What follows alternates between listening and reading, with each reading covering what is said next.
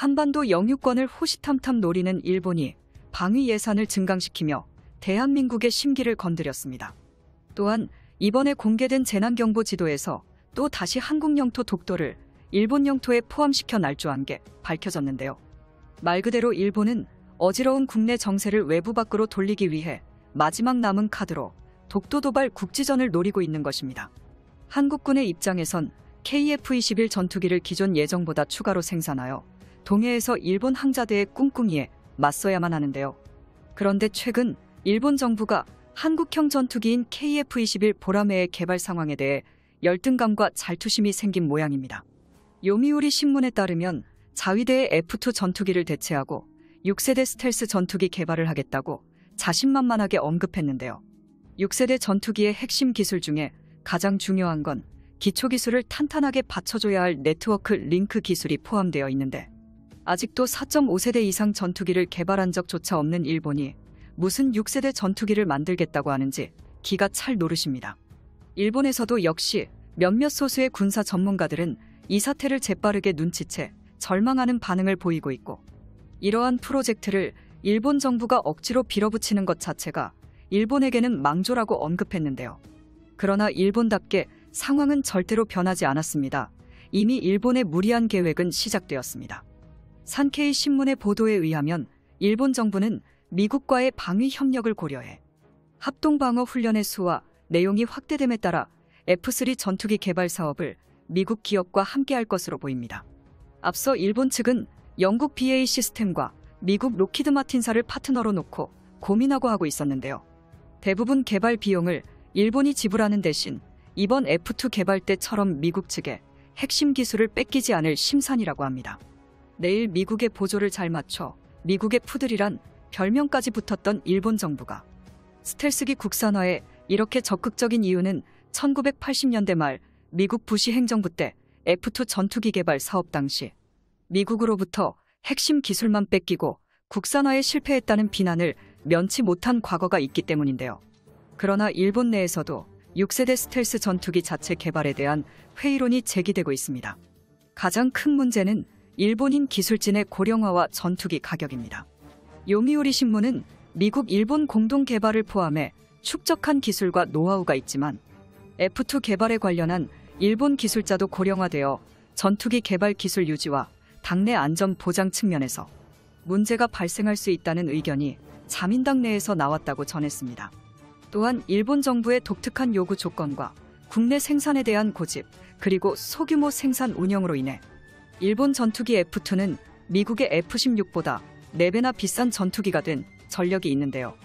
F3 전투기 역시 똑같이 그 전철을 밟게 될 것으로 보입니다. 버지니아 소재 항공 전문 분석가인 리처드 아블라피아는 일본이 기술 실증기 ATDX로부터 실제 전투기를 개발하는 데 드는 비용은 훨씬 더 늘어날 것이며 F3 개발에는 적어도 200억 달러가 소요될 것이다라고 주장했습니다. 그러나 200억 달러는 순수 개발 비용이지 생산 설비 투자비 내 기체 제작 비용은 제외된 것인데요. 결국 전체 프로그램 코스트는 최소 400억 달러는 들 것으로 예상됩니다. 애초부터 일본은 6세대 전투기를 개발할 능력조차 없는데 쓸데없는 예산까지 투입해 파산할 지경에 이르렀군요. 반면 한국의 모범적인 스텔스 전투기 KF-21은 개발비만 약 70억 달러가 투입되었는데요. 한국의 KF-21은 일본의 F3보다 훨씬 더 저렴한 개발비에 우수한 성능을 자랑하고 있습니다. 한국이 양산에 들어간 KF-21의 전투기를 둘러싸고 국내외에서 제기되고 있는 논란 중 하나는 바로 KF-21이 과연 몇 세대냐는 것입니다. 전투기는 레이더 회피 능력 고유 여부에 따라 5세대 또는 4세대로 구분되는데 한국 정부나 개발 주체들은 4.5세대라며 모호한 태도를 보이고 있기 때문인데요. KF-21의 동체 영상은 이미 스텔스의 면모를 갖췄습니다. 미국이 자랑하는 세계 최강 스텔스 전투기 F-21와 닮았다는 소리를 들을 정도인데요. KF-21의 기체 형상이 정레이더 전파의 반사를 최소화할 수 있게 설계됐다는 뜻입니다. 공대공비사의 사기가 반매립식으로 설치되는 게 대표적 사례인데요. 한국우주산업 측은 KF-21의 블록 1에서 블록 2까지는 유로파이터, 타이푼 라팔 등 최신 기준 레이더 반사 면적 RCS 1제곱미터보다는 훨씬 우수한 수준의 스텔스 성능인 0.5제곱미터의 가출 계획으로 알려져 있습니다. 현재 한국 공군의 주력인 4세대 전투기 F-15K의 경우 ICS가 10제곱미터나 되는데요.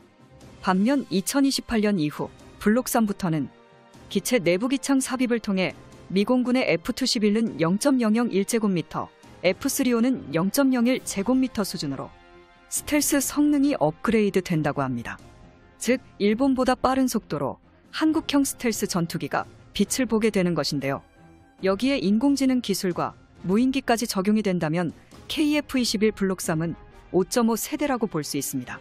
한국 항공 후 주선 없는 일본이나 중국 등 외부의 견제를 의식해 대놓고 얘기하지 않을 뿐 이미 최첨단 항전 장비 A사 레이더 등 스텔스 기능까지 겸비한 5세대 전투기라고 분석하고 있는데요.